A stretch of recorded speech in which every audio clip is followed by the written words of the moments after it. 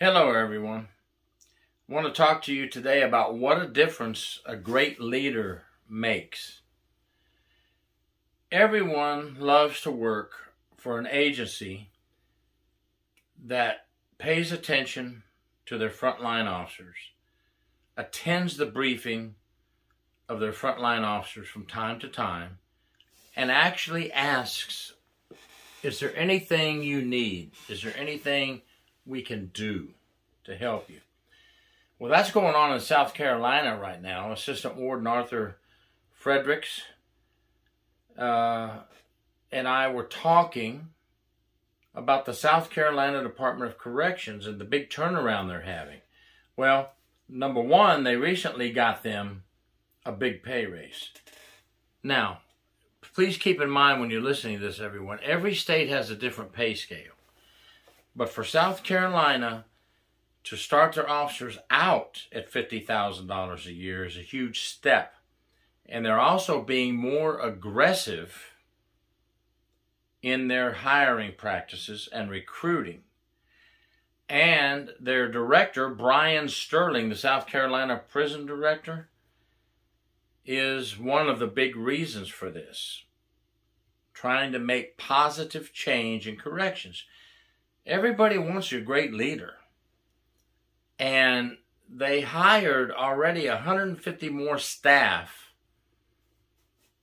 than they normally had or hire. And they are pairing those new staff, of course, with experienced officers, as you should, and letting them trail them, learn from them, and get trained by them. There's many more things to do in South Carolina, but I'll tell you what, that's a big step, and they're doing good, I believe, in my opinion, over there. How many other states are doing this that you know of? Let me know if your state's doing something similar. But it's becoming a team. Great leaders make everybody feel part of the team. Okay? A good leader has ambition. A good leader has drive, self-confidence, openness, the ability to have conversations with the frontline officers, listen to their needs, listen to their opinions, and advice. It doesn't belittle you. It makes you a good leader, a good listener. You don't always use the advice given to you from the front line, but it would be wise to listen, and in some cases, it would be very wise to use some of the advice from the front lines, right? Now, we all know, and to help the prison officials in working with the frontline officers, you have to understand, even if they agree with your advice and they like it, sometimes it can't be used because of state statutes, policy and procedure issues, okay? But as a leader, if it can be used and if it works, it should be used, in my opinion. That makes a great leader. And it makes everyone feel part of the team and that everyone's giving something to the agency for the betterment of the agency. Smart leaders have an appetite for learning. What do I mean by that? Well, if I'm in charge of a platoon or a squad or a shift, and I get told something by a frontline officer that I did not know, and I go, wow, I did not know that. Well, I don't turn around and act like I'm the one that found it or I'm the one that thought about it. I have an appetite for learning, and I want to thank you for bringing this to my attention. And we will work together as a team to take care of it, fix it, whatever we need to do. As a leader, I want to have a coach 'em up attitude, okay? I'm a leader. In the military, we call them trainers, advisors, and counselors. A tack sergeant, a drill instructor, a squad leader. You're a trainer, advisor, and counselor. So you want to use that in corrections as well, because it's a paramilitary organization, in my opinion. I guess I better say these are all my opinions, and I stand by my opinions. They may not necessarily be the opinions of others. Please tell me what you think when you have a chance to make a comment. But what do I mean by I want to be a coach 'em up supervisor? I want to have a coach 'em up attitude. Well, let's say I have a person on the shift with a big ego. I know everything. I don't need your help. I don't need this. I can just do what I do. Don't bother me. Well, that's not a team player, right? So I want to get to know this person, and I want to understand where they're coming from, and I want to use that ego for the betterment of the shift, betterment of the agency. I want to coach them up like I was coaching a football player. Coach them up and build their trust, and then get them to be part of the team. Get them to be part of the squad and work together with everybody. Hey, it happens in everything in life, right? Everything in life. I have a student in school that's drifting off. I want to bring him back in. I have an employee at IBM that's drifting off. I want to bring him back in. It's the same in corrections. You have an employee that's drifting off. You want to coach them up and bring them back in. Don't just let them drift away and fail. Coaches don't do that. So if you have a coach them up attitude, you're going to try to get everybody on the team as best you can. Will disciplinary measures be necessary in certain incidences? Absolutely. Everybody should know that.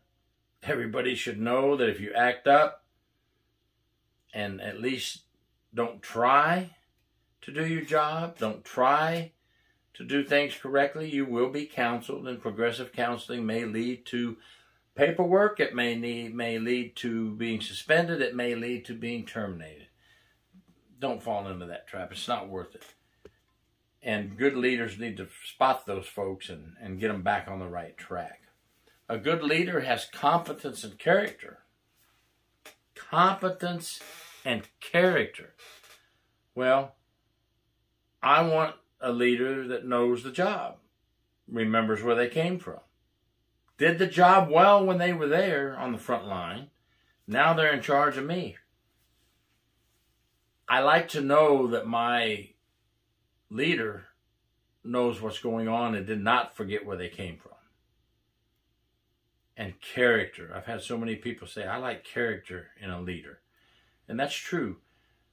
If you're of good character, moral ethics, you will make a good leader. And that will rub off on the front line. They see how you're acting. Lead by example. You heard the old saying, do as I say, not as I do. You know, that's bad. If I ask you to do something, I hopefully can do it if I was asked to do it. Okay? Let them know you're with them. Let them know you are part of the team. Yes, you're a leader and you should be respected, but how do you get respect as a leader?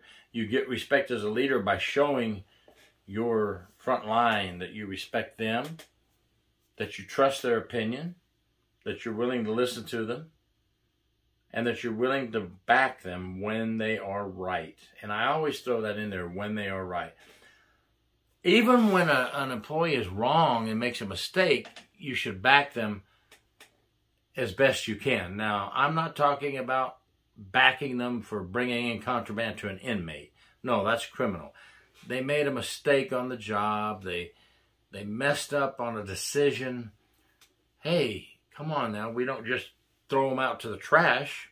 A good leader will speak with that officer, rehabilitate them, and push them back in the right direction and save them, right?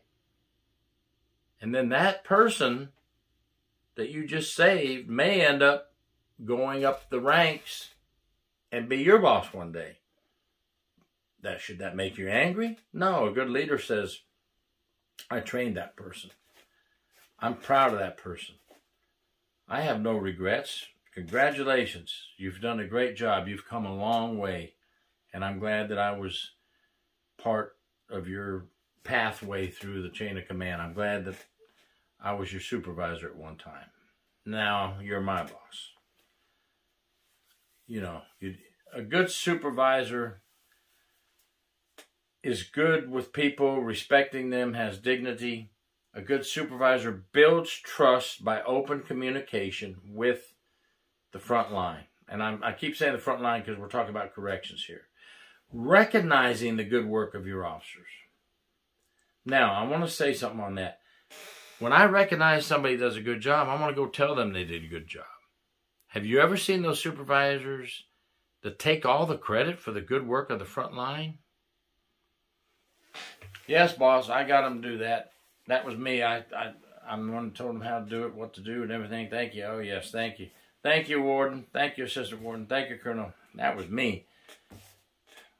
What kind of leader takes all the credit for what the front line did? Not a good one, in my opinion. No, I'm standing in front of the bosses, and the front line isn't there. I'm going to say, well, I'll tell you what, I can't take any credit. I'm coaching them, yes, sir. I'm their boss, but the front line did it. Specifically, these 4 officers are the ones responsible for what just happened and the reward that we're getting from the community, if it's a community reward, or the reward we're going to give out for them doing a good job. That's what a good leader does. They don't take the credit and walk away brown-nosing. Let's just say it the way it is.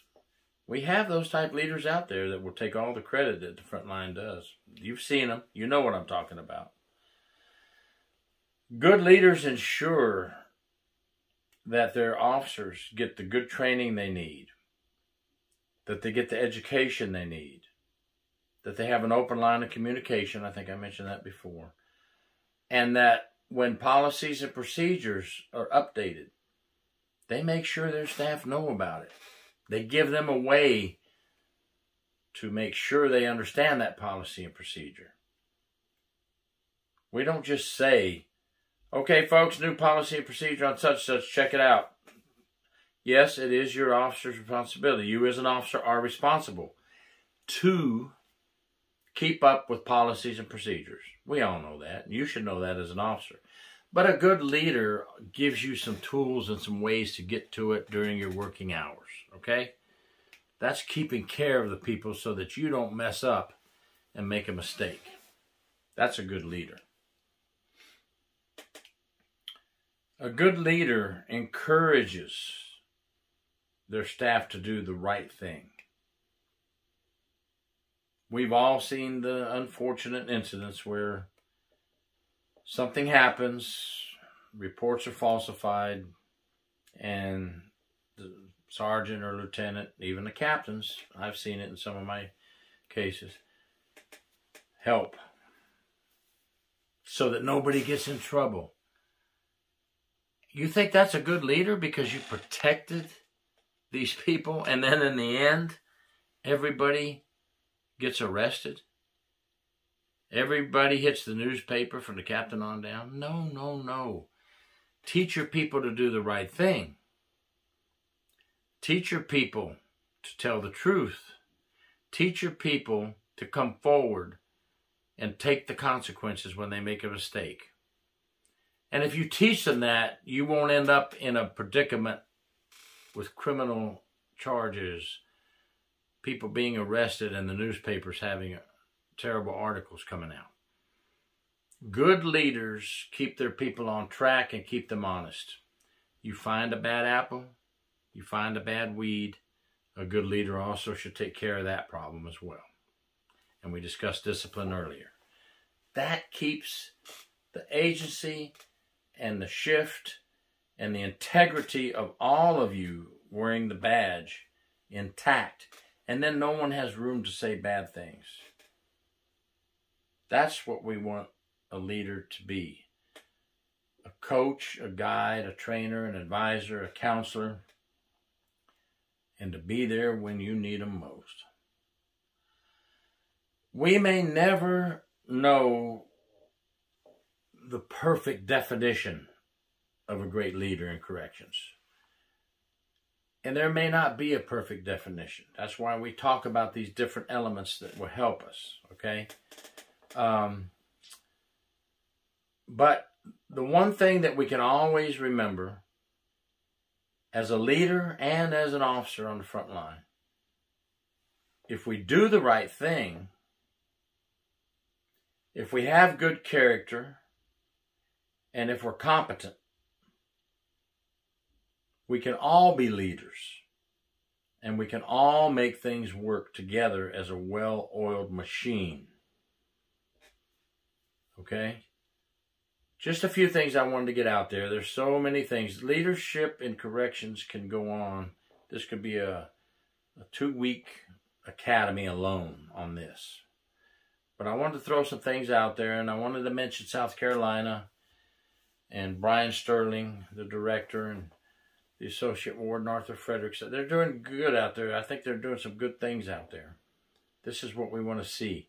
They're working towards goals of making people appreciate their leadership. An administration that attends briefing takes care and helps build the morale of their officers by letting the officers know that they care and they have genuine leadership traits. Loyalty, faith, trust in their people. Thank you very much for listening to me. If you like this video, please subscribe and share. Thank you.